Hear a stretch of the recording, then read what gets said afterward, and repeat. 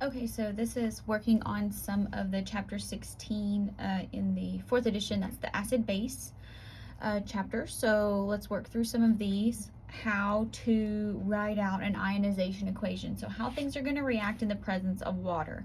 So the first thing you need to be able to do is identify a substance as an acid or a base.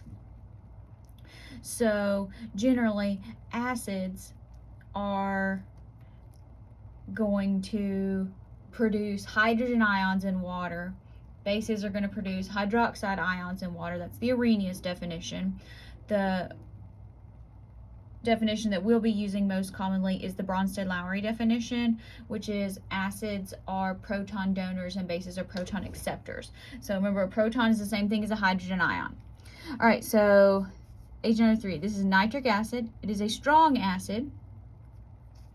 So that means it's going to donate a proton onto water to form the hydronium ion and NO3 minus.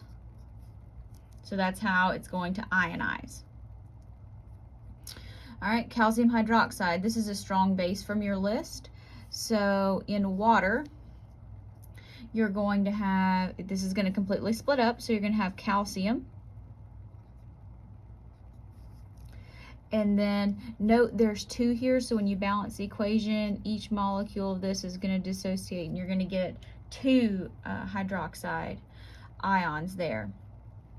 So what ends up happening here is one of the H's from water comes over here to neutralize this hydroxide, and water breaks apart. So sometimes it might help you to rewrite water as hydrogen hydroxide, if you remember me doing that back when I was balancing equation.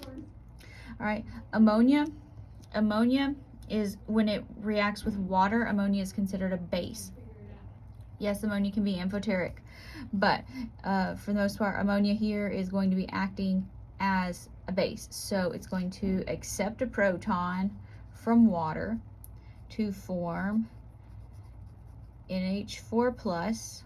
It's got an extra one on there, and then the proton that leaves water to go on the ammonium is now hydroxide. Okay, this is acetic acid. It's a weak acid. So organic acids, you're looking for Cu. That's kind of how you look at that. And this, it's not an OH. This is the H of in the organic acid. So this is going to come off the acid onto water, and you're going to get H3O plus, and then acetate. So in organic, you're going to look for, this is your carboxylic acid group, and that's the hydrogen. Okay, so Bronsted-Lowry, I've already talked some about this. Bronsted-Lowry, acids are proton donors. Bases are proton acceptors. Now, here, this is, you can say there's no proton on there. Okay, that's true. There's no proton on here. So it's going to take a proton from water.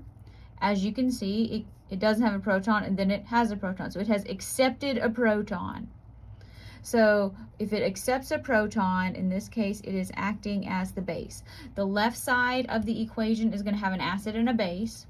So just identify one. So the base, so that means water is acting as the acid. This is accepting the proton, water's donating the proton. This can be a little weird if you're like, but water's neutral. I know, water is acting as an acid. Now, this base here picks up a proton. Now, do you see it has a hydrogen to give?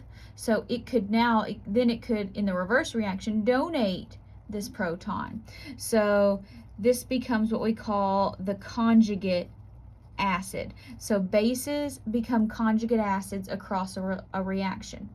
Acids become conjugate bases across the reaction. So water gave up a proton, now it has nothing, and so now it has a nice space where it could accept a proton. So left side of the equation is going to be your acid and your base. Right side is going to be your conjugates. All right, well look, we've already done this one. HNO3 has lost a proton, so you can see that, so that must be the acid. Water has gained a proton, so it's the base. So when we get over here, the base becomes the conjugate acid, and the acid becomes the conjugate base.